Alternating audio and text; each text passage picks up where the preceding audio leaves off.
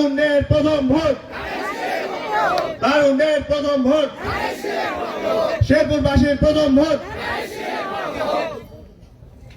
মঞ্চাধিষ্ঠ প্রধান অতিথি, বিশেষ অতিথি, প্রধান বক্তা এবং যারা এখানে নেতৃবৃন্দ আছেন এবং আমার সামনে এলাকাবাসী যারা আছেন, সবাইকে আসসালামু আলাইকুম। আমরা এখানে অনেকেই আছি যারা 2018 সালে প্রিয়াঙ্কার জন্য ইলেকশন ক্যাম্পেইন করেছি।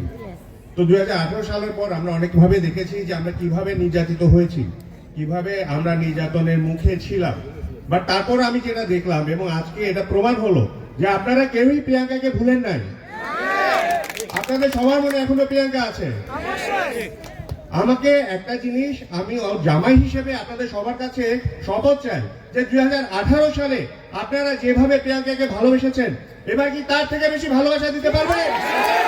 আপনারা কি এবার ধানের শীষে ভোট দিতে পারবেন? 2018 সালে আমাদের কারোরই আন্দাজ ছিল না যে কি হবে।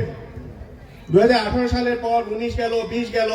আমি যেটা দেখেছি যে আমার এই ওয়াইফ, আমার শালা, আমার শ্বশুর, আমার খালা শাশুড়ি, সবার উপর দিয়ে একটা মেন্টাল টর্চার গিয়েছে, সবার উপর দিয়ে এমন একটা অত্যাচার গিয়েছে যেটার কোনো বর্ণনা নাই। সো এই অত্যাচার, এই স্যাক্রিফাইস যেটা ওনারা আপনাদের জন্য করেছেন, আমরা কি সেটা ধানের শীষে ভোট দিয়ে জয়লাভ করে দেখাতে পারবো? শুধু তাই নয়, ইনারা আমার শ্বশুর বাড়ির লোকজনরা যারা এখানে বিএনপির নেতৃবৃন্দ ছিলেন, যারা অনেকভাবে হাজার হাজার মামলা খেয়েছেন, যারা একটা মামলা থেকে জামিন লাভ করার পরেই আবার আরেকটা মামলায় দোষী হয়েছেন, আসামি হয়েছেন, তাদের সবাইকে কি আমরা ধানের শীষে ভোট দিয়ে সম্মানিত করতে পারবো? আমি বিএনপি ফ্যামিলির ছেলে, বিএনপি আমার সাথে আছে, বিএনপি আমার রক্তে আছে। এবং শুধু তাই নয়, আমি পিতা হওয়ার পরও দেখলাম যে আমার 1.5 বছরের ছেলে, সেও বিএনপিকে ভালোবাসে।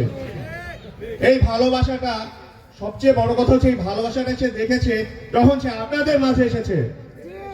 সেই 1.5 বছরের বাচ্চা যখন বলতে পারে ধানের শীষ, আমরা কি একসাথে বলতে পারি না ধানের শীষ?